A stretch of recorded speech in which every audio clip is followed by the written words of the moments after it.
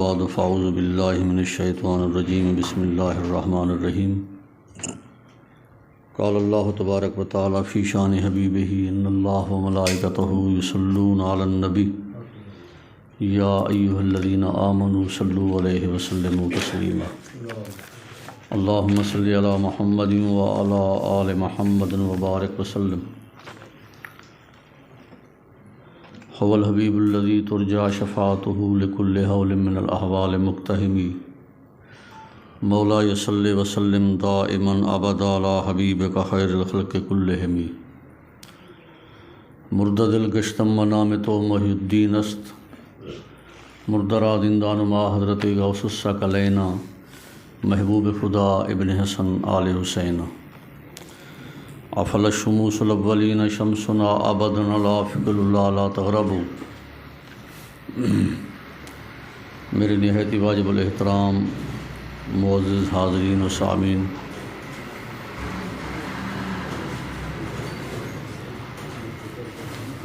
آج جو مقالہ میں نے پیش کرنا ہے وہ ہے عقیدہ ختم نبوت کی اہمیت۔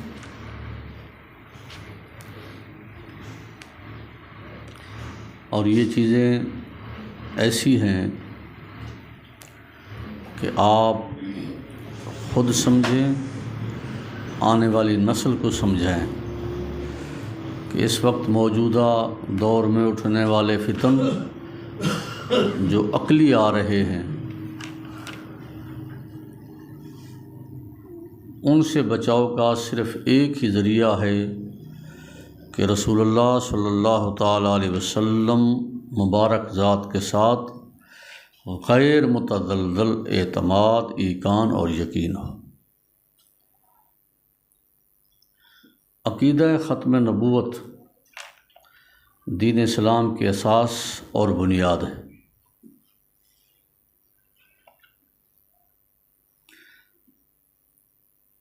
عقیدہ ختم نبوت کا یہ معنی ہے کہ نبیوں کی تعداد حضور صلی اللہ تعالیٰ علیہ وسلم کے تشریف لانے سے مکمل ہو چکی ہے۔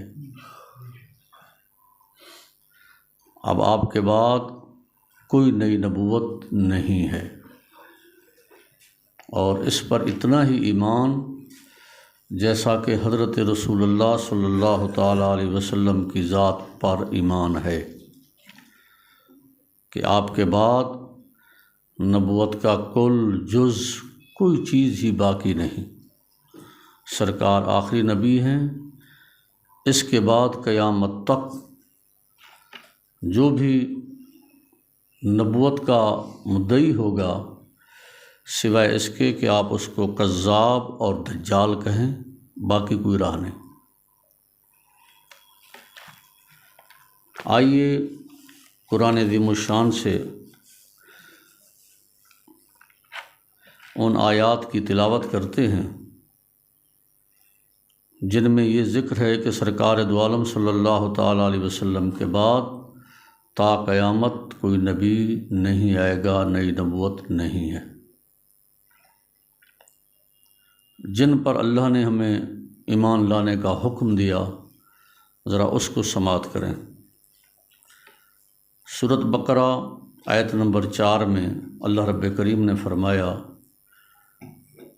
والذین یؤمنون بما انزل الیک وما انزل من قبلک وبالآخرۃ ہم یوقنون۔ صاحب ایمان کون ہیں؟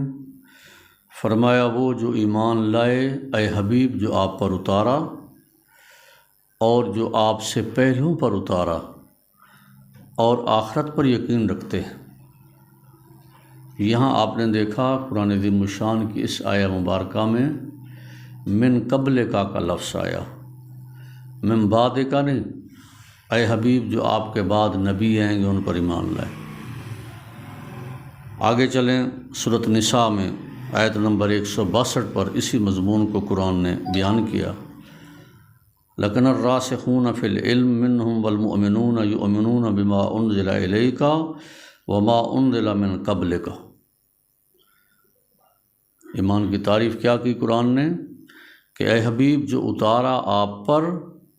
اور جو اتارا آپ سے پہلوں پر، ان پر جو ایمان لائے وہ مومن ہیں۔ اس آیہ مبارکہ میں بھی نہیں کہا گیا کہ آپ کے بعد۔